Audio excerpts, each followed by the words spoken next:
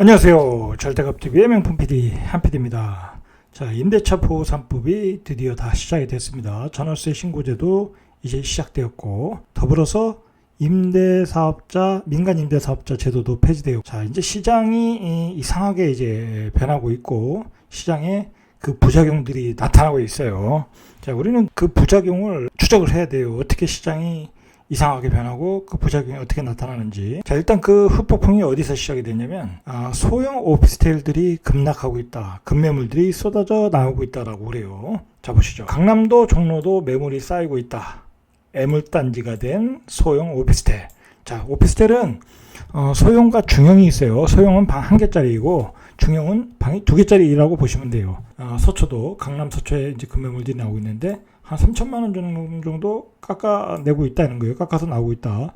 자, 이거 얼마 전만 해도 몇 개월 전만 해도 뭐 오피스텔 투자한다고 사람들이 막 달려들었죠. 자, 벌써 이렇게 급매물이 쏟아져 나오고 있어요. 이게 서울에 전반적으로 다 그렇다는 거야. 배우 수요 풍부한 신촌 종로 일대도 매도세 1,000만 원에서 2천만 원. 자, 조선일보에서 이런 기사를 내보냈어요. 정부가 요번에 그 부동산 특별위원회에서 527 대책으로 내놓은 것 중에 가장 포인트는 민간 임대사업자를 폐지하겠다라는 거였어요. 자, 민간 임대사업자를 왜 폐지하겠어요?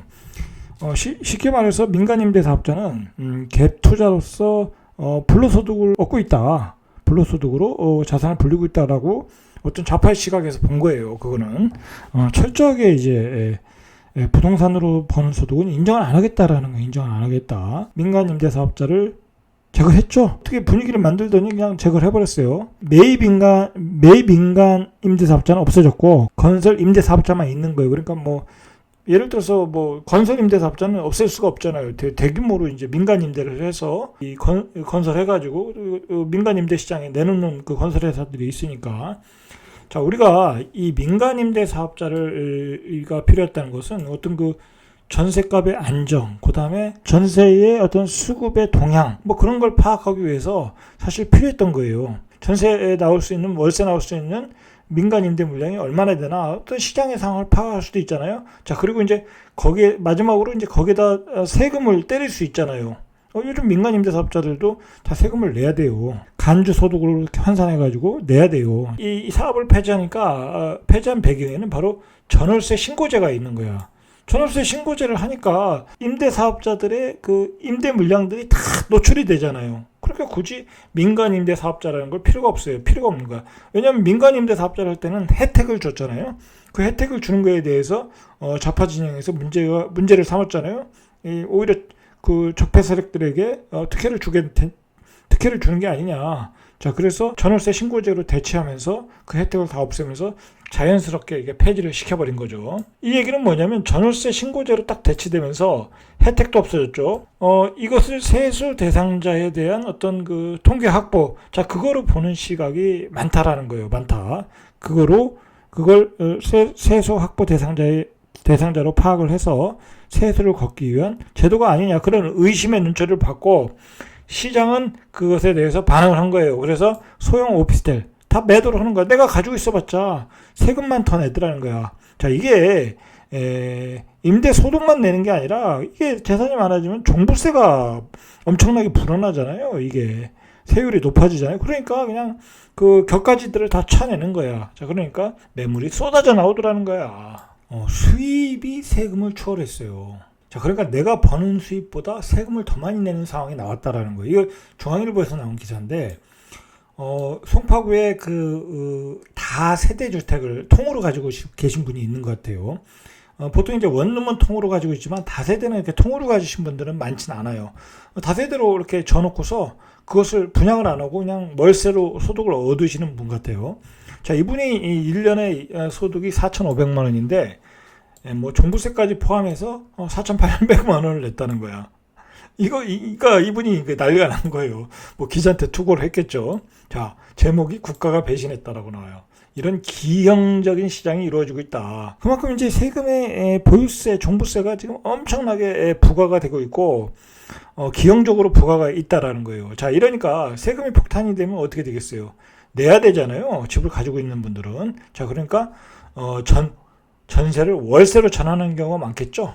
자, 그런 그 부작용으로 인해서 이제 전세 시장도 매물이 마르고 있고, 자, 이런 배경에는 바로 이제 전월세 신고제를 마지막으로 시행함으로써 임대차 보호 3법이 완벽하게 도입이 되면서 이 부작용이 이제 본격적으로 나타나는 거예요. 거기에 이제 세금 폭탄까지 딱 때려버리니까. 하여튼 그래서 그 소형 오피스텔들이 매물이 쏟아져 나오고 있다고 그래요. 자, 이게 이제 결국은 세원이 노출되니까 물량을 털어내는 거예요. 예? 내가 얻는 소득, 임대소득보다 나가는 세금이 더 많으니까 가지고 있을 이유가 없겠죠. 자, 이렇게 되면 이제 그 소형 오피스텔은 이제 가격이 급락을 하고, 이제 시장에 이제 오피스텔을 건설해서 분양하는 그 사업들이 부진해지겠죠. 그럼 시장의 공급량이 모자르게 되겠죠. 자, 그러면 이제 원룸이나 오피스 임대료는 나중에 올라가겠죠. 자, 그러면 그 피해를 누가 보겠어요? 임차인이 피해를 보게 된다는 거예요. 다주택자에 대한 규제가 강화되고 6월부터 양도세가 늘어나면서 세부담이 커지면서 이렇게 소형 오피스텔의 급매물들이 증가하고 있다는 거예요, 시장에. 자, 그리고 이제 특히 작년 8월 12일 이후에 공시지가 1억 원을 초과하는 주거용 오피스텔도 주택수에 포함했어요. 이게 이제 결정적인 거예요. 이제 종부세 대상이 되는 거죠. 종부세 대상이 되는 거죠. 자, 그러면서 세금 부담이 가중됐다라는 거예요. 그래서 다주택자들이 소형 오피스텔을 처분하기 시작했다. 자, 이게 뭐라고 할까요? 뭐 전체적으로 이제 부동산에 대한 많이 가지고 임대 소득을 얻는 거에 대해서는 좋지 않은 시각으로 보다 보니까 무차별하게 세금을 때리다 보니까 이제 이런 그 아주 기형적인 현상이 생기고 있어요. 자, 근데 자, 우리가 오피스텔을 가진 사람들이 죄가 있느냐, 뭔 죄가 있느냐 한번 생각을 해봐야 돼요. 그래서 그 임대사업자들이 이제 고민이 이제 늘어나고 있어요. 이제 들고 갈 이유가 없는 거야, 소형 오피스텔은. 자, 그리고 이제 원룸도 들고 갈 이유가 없겠죠. 그리고 중요한 것은 원룸이나 오피스텔, 자, 그런 상품들은 이게 시세 차익형 상품이 아니고 수익형 상품이잖아요. 자, 그런데 시세 차익도 어렵죠. 세금은 늘어나죠. 자, 그러니까 들고 갈 이유가 없다. 자, 모든 규제가 이렇게 공급을 막고 있어요, 지금. 막고 있다. 그것에 결정타를 한 것은 임대차 보호 3법이고 세금 폭탄이고 실거주 요건이라는 거예요. 자, 이렇게 되면 이제 전세난 월세난이 가중되겠죠. 자, 그래서 이제 전세 시장은 마비가 될 가능성이 많아요. 자, 오늘 나온 신문에 이런 얘기가 있어요. 그 임대차 보호 3법 이후에 이제 그 갱신 청구 요구권을 이제 요구하다 보니까 전세 가격이 이제 급등을 했는데 뭐 7억짜리가 뭐 예를 들어서 뭐 15억을 갔는데 거기 15억 받아가지고 예를 들어서 15억 받아가지고 이 8,500을 주고 내보냈다는 거야. 세입자 유로금이 등장했다. 이거 이제 예전에 임대차 보호 3법을 시작할 때 이러한 기형적인 현상이 일어날 거라고 미리 예측을 했어요. 지금 문제는 세입자가 유로금을 받는 게 아니라 임대인도 유로금을 받는다는 거예요. 그러니까 그 과외돈을 받는 거예요. 예를 들어서 애가 강남의 학군에서 학교를 졸업하려면 2, 3년 더 다녀야 되는데 갱신 청구 요구권이 없는 분들은 시세가 2배로 올랐으니까 2배를 지불하고 살 능력이 없는 거야. 아니면 실거주 요건을 주장하면서 나가라 이거야. 내보내는 거예요. 실거주 요건을 주장하면서. 그러면 어떻게 되겠어요? 과외돈을 주면서 더 살더라는 거야. 그러니까 이래저래 기형적인 그 현상이 일어나고 있다. 세입자 유로금, 임대인 유로금이 나오고 있다라는 거예요, 시장에. 자, 여러분 이제 정부가 임대차 보호 3법을 이제 시행하면서 정부가 이제 강조하고 있는 것은 공공임대로 해결하겠다는 거예요. 공공임대. 자, 여러분 생각하셔야 될 게 이 오피스텔을 사시는 분들은 사실 애국자예요. 애국자. 제가 보기에는. 왜 그러냐면 오피스텔은 개인적으로 오피스텔은 투자 상품이 아니에요. 말 그대로 노후에 내가 여윳돈을 놓고 거기서 그냥 그 생활비를 뽑아서 사시는 분들이 오피스텔을 많이 사요. 그게 적폐 세력은 아니라는 거죠. 중요한 것은. 근데 오피스텔은 가격이 안 올라요. 월세도 그렇게 안 올라요. 계속 시장에 공급이 되니까. 자, 그러니까 그 건물이 감가상각이 되면 가격이 떨어지는 거예요. 그러니까 결국은 내가 목돈을 넣고 조금씩 돈을 빼먹는 거하고 마찬가지라는 거예요. 물론 이제 입지가 좋은 곳은 가격이 올라가는 경우가 있지만, 자, 대체로 오피스텔은 시세 차익형이 아니다. 근데 그런 분들은 애국자라는 거예요. 애국자. 왜냐하면 그 사람들이 만약에 오피스텔을 사서 사지 않았다면 시장에 그 임대 물건이 공급이 안 되겠죠. 자, 그런 분들이 이제 이 오피스텔만 삽니까? 빌라도 사고 다세대 주택도 사고 이렇게 해서 임대사업자로 등록을 했는데 다 그걸 폐지했으니까 아무 세제 혜택이 없으니까 이분 이제 그 헌법 소원까지 하게 가게 되는 거죠, 결국은. 자, 그리고 이제 이 공공임대로 이제 공급을 하겠다고 하는데 생각을 해보세요. 공공임대라는 게 대한민국에서 공공임대라는 것은 몇 가지 형태가 있어요. LH에서 그 다가구 주택을 매입을 해가지고 뭐 이렇게 저소득층들에게 공급을 하는 형태가 있고, 아파트를 줘서 영구임대 주택을 줘서 뭐 차상위 계층 뭐 그런 분들 이렇게 들어가는 경우도 있고, 자, 그리고 민간 임대도 있고 하는데 그게 공급이 적재적소, 그리고 입지에 따라 다 들어갈 수 있는 그 일반 중산층들이 요구하는 입지에 그걸 다 만들어낼 수가 있느냐 이거예요. 민간 임대도 아니고 어떤 시장의 어떤 그 가격이 상승을 하면 그 가격의 상승이 요인이 돼서 공급이 늘어나고 뭐 그렇게 해서 돌아가는 게 아파트 시장인데 그게 안 된다는 거야. 공공임대는 말 그대로 지금 정부가 주장하는 것은 그거잖아요. 그 공공아파트 재개발을 해서 거기에 공공임대 물량을 확보하겠다. 자, 그렇게 한번 어느 세월에 그거 다 지켰냐고요. 그 수요를 늘 폭발적으로 늘어나는 수요를 감당할 수 없어요. 심지어는 제가 아는 그 어르신도 이제 차상위 계층인데 영구임대를 기다리는데 나이가 80이 넘었어요. 근데 지금 5년을 기다려도 안 나와요. 안 나와.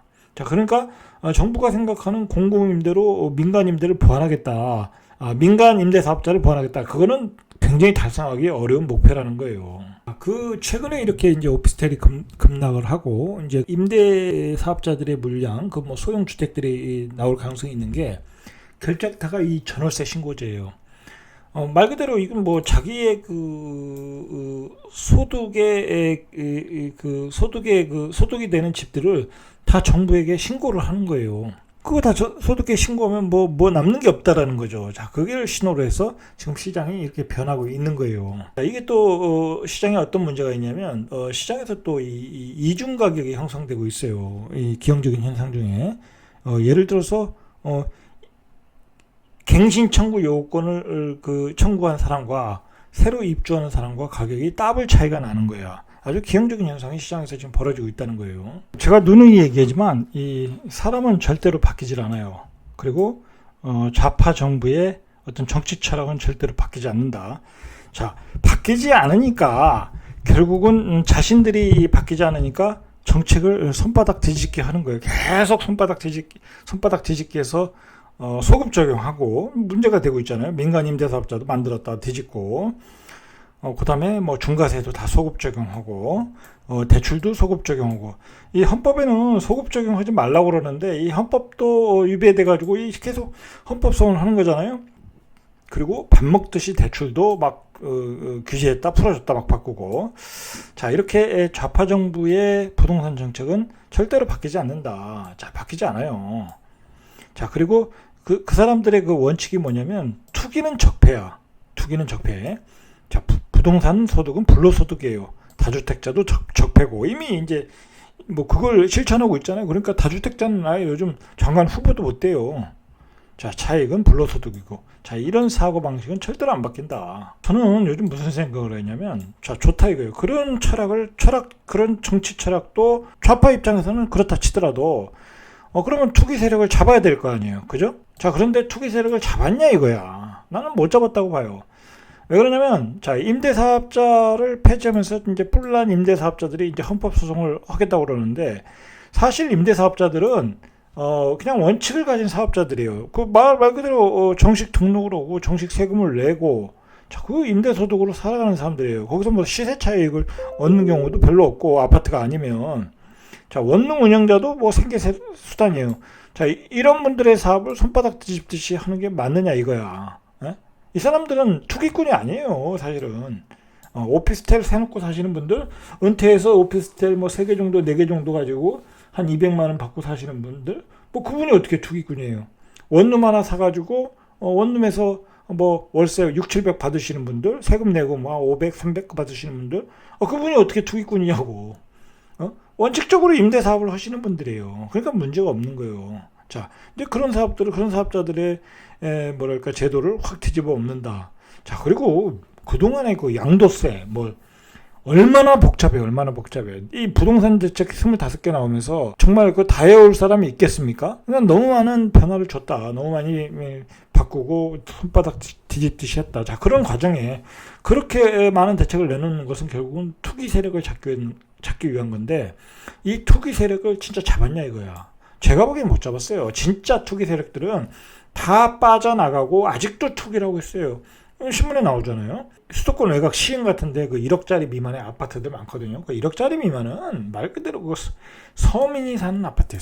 서민이 사는 아파트인데, 자, 그것도 1억 미만이니까 취득세가 뭐 기존에 1.1%를 내는 거니까 그것도 투기 세력들이 들어가서 싹쓸이하고 있어요. 이거 법인들이 들어가서 싹쓸이해가지고 단타치고 있는 거 아니에요. 그럼 그걸 그것을 잡고 있느냐 이거예요. 잡고 있느냐. 거기서 그렇게 많은 시세 차익을 얻고 있는 사람들의 그 투기를 잡고 있느냐. 잡을 생각도 안 하고 있잖아요. 그죠? 진짜 잡아야 될 또 투기 세력들은 못 잡고 애매하게 정식으로 그 세금도 다 내고 사업자를 내고 있는 사람들만 잡고 있는 거예요, 지금. 진짜 투기 세력은 잡지도 못하고 있다. 예? 그게 문제예요. 그게 문제. 자, 세금 또박또박 내는 임대사업자만 지작하고 있다는 거예요. 진짜 투기 세력을 잡으라 이거야. 예? 그 잡을 수 있는 제도를 만들어라는 얘기예요. 이렇게 이상한 그 주택시장이 제가 생각하기엔 잘못하면 이거 금융위기가 와요. 주택시장발 금융위기가 올 수도 있다. 여러분 생각해 보세요. 매입 임대사업자를 다 폐지하고 이렇게 세금 폭탄 때리고 오피스텔에 대한 소형 오피스텔을 추가 공급을 못하고 하다 보면 그 전월세 시장이 뭐랄까요? 전월세 시장이 이제 급등을 할 수 있어요.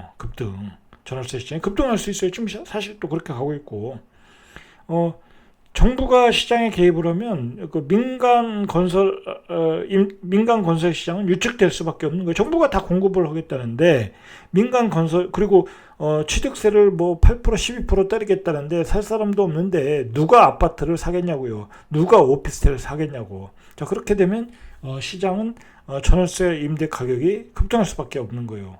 자, 그렇게 되면 어떻게 되겠어요? 전월세 시장이 올라가면 결국은 다시 투기 세력들이 갭 투자로 물건을 사게 되는 거예요. 갭 투자로. 자, 여러분 이거 투자자나 투기하시는 분들은 이 얘기를 잘 들어야 돼요. 전월세 시장이 급등을 하니까 또 갭 투자로 사야 되겠네? 딱 그렇게 생각이 들어요. 자, 실제로 또 그렇게 하고 있고. 자, 그러면 정부가 그걸 막진 않겠죠? 자, 그런데 여러분 생각을 하셔야 돼요. 정부가 또 다른 플랜이 뭐냐면 180만 가구 그 공급하겠다고 하잖아요. 그 공급 계획은 분명히 이루어질 거예요. 시간이 걸리지. 자, 그러면 시장에 어느 시기가 되면 공급 물량이 넘쳐날 거란 말이에요. 근데 갭 투자로 다 들어갔어. 투자자들이. 지금 그러고 있잖아요, 사실. 자, 그러니까 결국은 이게 뭐냐면 우물 안에 물고기를 넣어놓고 물을 빼는 거야. 시장에 공급 물량을 넣고 갭 투자들이 들어가서 갭 투자 물건들을 많이 샀어. 자, 그런데 거기서 공급 물량을 퍼분다는 얘기는 우물 안에 고기가 있는데 그 물을 빼는 거예요. 그럼 어떻게 했어요? 고기는 죽겠죠? 자, 그러니까 다주택자들이 거기서 아사가 될 수 있어요. 아사가 될 수 있는 거예요. 그러면 다주택자들은 물건을 가격이 떨어지고 전세 가격이 폭락하고 다 물건을 던질 수밖에 없어요. 자, 그러면 이제 집값이 떨어지면 어떻게 됐어요? 부실한 그 은행들이 부실해질 수가 있겠죠. 대출을 또 많이 받고 사는 사람들이 많으니까. 자, 그러한 시장이 올 수도 있다. 이 멀리 보면은. 자, 이렇게 시장을 멀리 봐야 돼요. 정부는 만약에 정부는 이제 정부가 생각하는 공급 물량은 분명히 있어요. 플랜이 다 잡혀 있어요. 자, 잡혀 있는데 지금 정부가 만들어 놓은 임대차 보호 3법 어떤 그 민간 임대 사업자 폐지는 그 정책은 전월세 시장을 폭등할 수밖에 만들어 가고 있어요. 근데 그 폭등하는 것을 보고 또 투기하시는 분들, 투자자들 또 갭투 들어갔다가는 나중에 우물 안에 물고기가 되고 그 물을 빼면 다 죽어나갈 수 있다는 거예요. 그런 점을 조심하셔야 돼. 길게 보면. 자, 오늘은 여기까지 이상 절대값 튜브의 명품 PD 한PD였습니다.